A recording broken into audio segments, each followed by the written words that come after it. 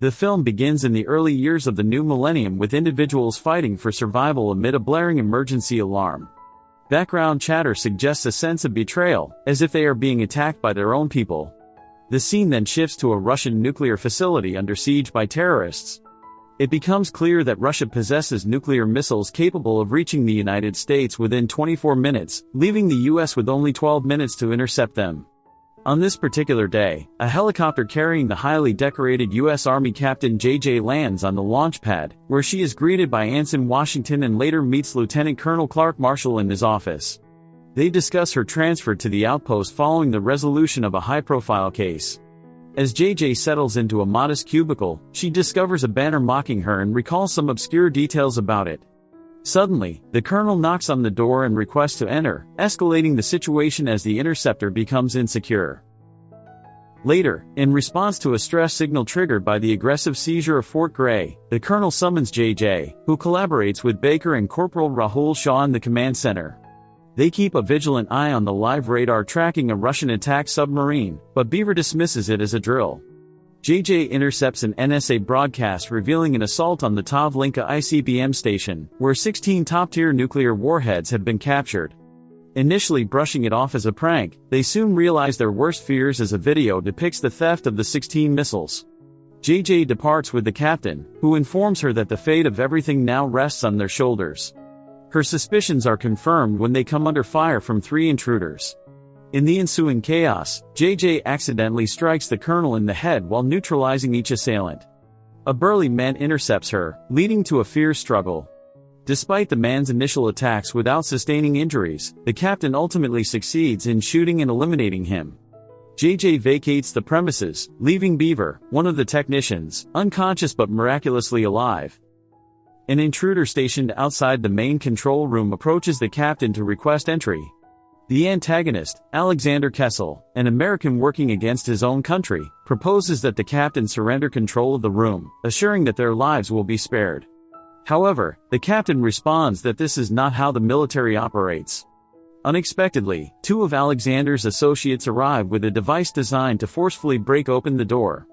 The captain suspects the intruders were inadvertently let in by the military and inquires about the janitors they had hired, assuming there were 7 in total. An urgent call confirms that the colonel has departed, and 6 to 7 intruders posing as janitors have seized control of the ship, capturing the ship's crew and marshal. They proceed to take over the primary command center using blowtorches. The captain predicts it will take less than 30 minutes to breach the door, while a team of SEALs is on their way but will not arrive for about 90 minutes. The responsibility weighs heavily on them, as the president has warned that 16 missiles will be launched if they lose control of the interceptor.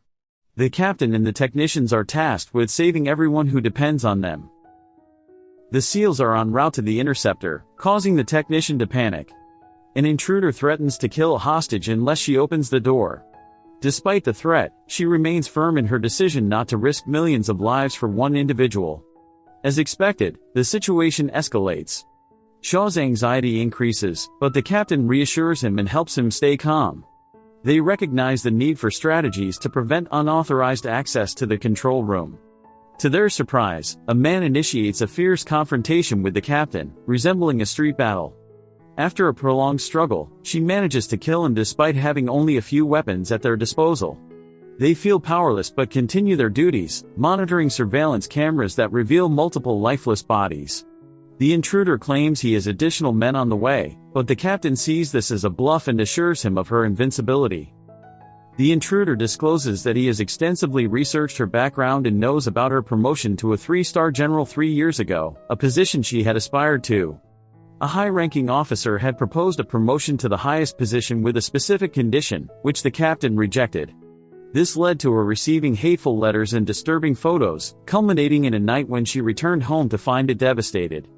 Overwhelmed, she attempted suicide but was saved by her father. Alexander argues that this incident proves she can be defeated, but she disagrees, asserting that no one can hinder her now.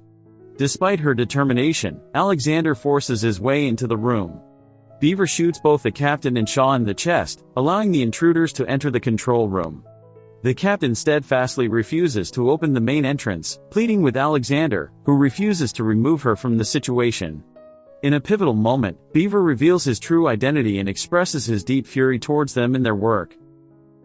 The captain delivers a powerful blow to Beaver's head, incapacitating him. They contact the government to inform them that their fellow citizens have been taken hostage. In a desperate attempt to raise awareness, they broadcast an emergency message to the entire nation, exposing the gravity of the situation.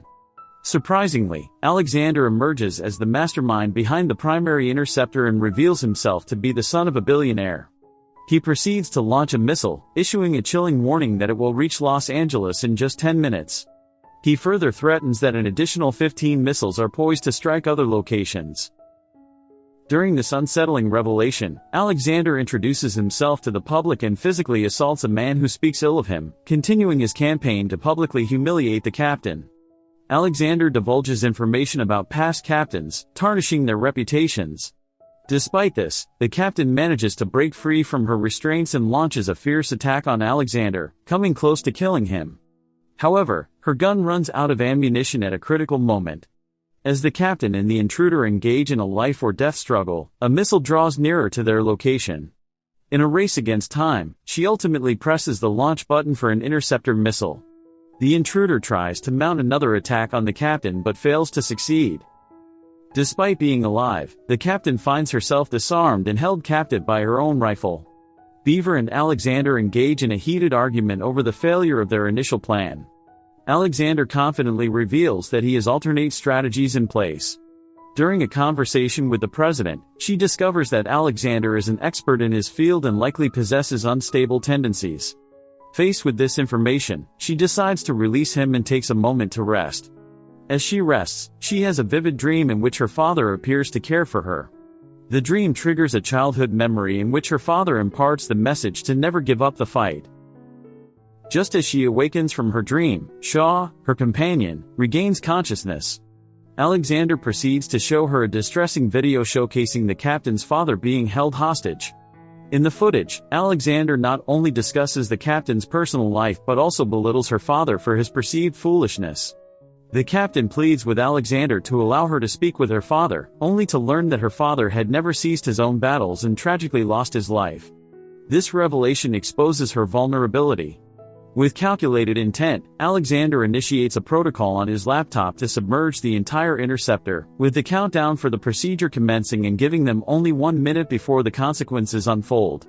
They have a limited window of 13 minutes before the interceptor vessel submerges entirely into the water. Shaw takes a daring dive into the ocean to manually intervene and halt the sinking process.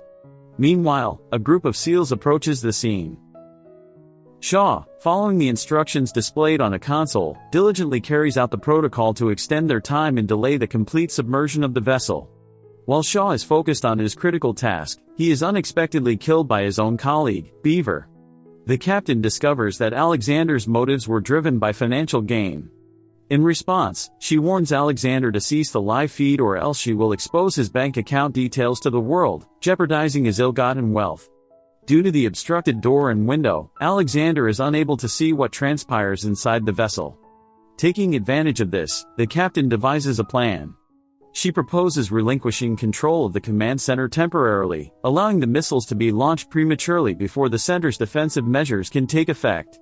Her intention is to then swiftly reclaim control and intercept the missiles, preventing widespread destruction.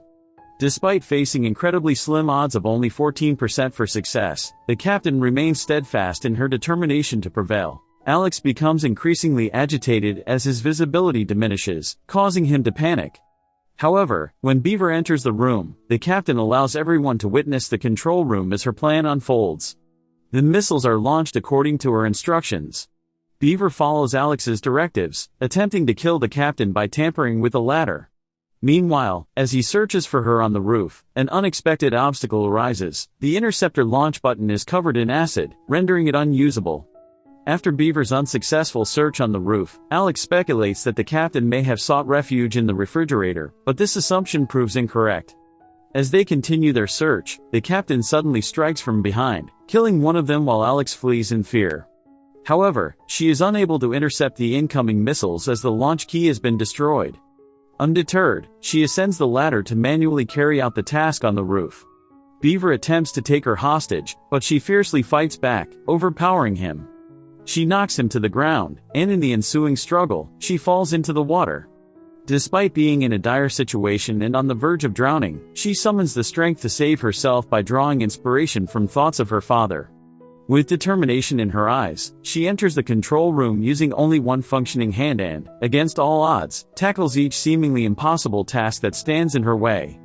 Battling exhaustion, she musters the energy to climb back onto the roof. After a fierce and grueling struggle, she successfully launches the Interceptor just in the nick of time, effectively neutralizing every incoming missile.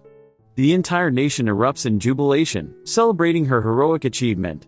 In a moment of arrogance, Alex approaches the roof and derides her for thwarting his plans. However, she retaliates and delivers a powerful blow, knocking Alex to the ground. Yet, before she can fully process her victory, the arrival of Captain changes the dynamic. Taking matters into his own hands, the Captain eliminates Alex. With justice served and his mission complete, the Captain bids farewell and departs after paying his respects. Following her liberation from the perilous location, the Captain finds herself in a hospital where she encounters the President. To her immense relief, she learns that her father has been saved. In recognition of her extraordinary bravery and accomplishments, she is bestowed with the most significant promotion in history. As a token of remembrance, she is presented with a small turtle that once belonged to the late Corporal Shaw. Additionally, she is showered with numerous flowers symbolizing admiration and appreciation. And with that, the movie ends.